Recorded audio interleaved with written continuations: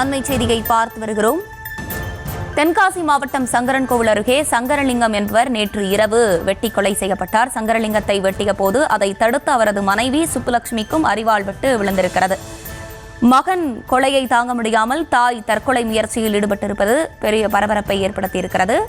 அண்மை செய்தியாக தற்போது பார்த்து வருகிறோம். கூடுதல் விவரங்களோடு இணைகிறார் எம்முடைய செய்தியாளர் கிருஷ்ணகுமார். கிருஷ்ணகுமார், வணக்கம். விரிவான விவரங்கள். நிச்சயமாக அஸ்வினி, தென்காசி மாவட்டம் சங்கரன்கோவில் அருகே உள்ளது பச்சேரி கிராமம். இக்கிராமத்தைச் சேர்ந்த விவசாயி சங்கரலிங்கம். இவருக்கும் இவரது உறவினர்களுக்கும் இடையே விவசாய நிலம் சம்பந்தமாக பிரச்சனைகள் இருந்து வந்ததாக கூறப்படுகிறது. இதனால் இவர்களுக்குள் அடிக்கடி தகராறுகள் ஏற்பட்டு காவல்துறையில் புகார்களும் கொடுக்கப்பட்டு அப்போது சமரசமும் செய்யப்பட்டு வந்ததாகவும் கூறப்படுகிறது.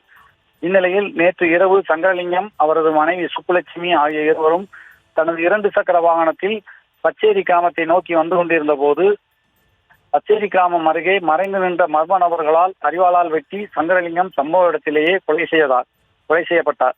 இதனை தடுக்கச் சென்ற மனைவி சுப்புலட்சுமியும் அரிவாளால் தாக்கினார். அவர் ரத்த வெள்ளத்தில் சிகிச்சைக்காக திருநெல்வேலி அரசு மருத்துவமனையில் சிகிச்சை பெற்று வருகிறார். தனது மகன் படுகொலை செய்யப்பட்டதை அறிந்த தாய் அழகுநாச்சி இன்று காலை விவசாயத்திற்கு பயன்படுத்தப்படும் பூச்சிக்கொல்லி மருந்தை குடித்து தற்கொலைக்கு முயன்றார். அவரை அக்கம்பக்கத்தினர் ஆட்டோ மூலம் மீட்டு சங்கரன்கோவில் அரசு மருத்துவமனையில் சிகிச்சைக்காக அனுமதித்தனர். அங்கு அவருக்கு முதலுதவி சிகிச்சை அளிக்கப்பட்டு மேல் சிகிச்சைக்காக திருநெல்வேலி அரசு மருத்துவமனைக்கு அனுப்பி வைத்தனர். மகன் வெட்டி கொலை செய்யப்பட்ட சம்பவத்தை அறிந்த தாய் மனமுடைந்து தற்கொலைக்கு முயன்ற சம்பவம் பச்சேரி பகுதியில் பரபரப்பையும் ஒரு சோகத்தையும் ஏற்படுத்தியுள்ளது. அர்ச்சனை.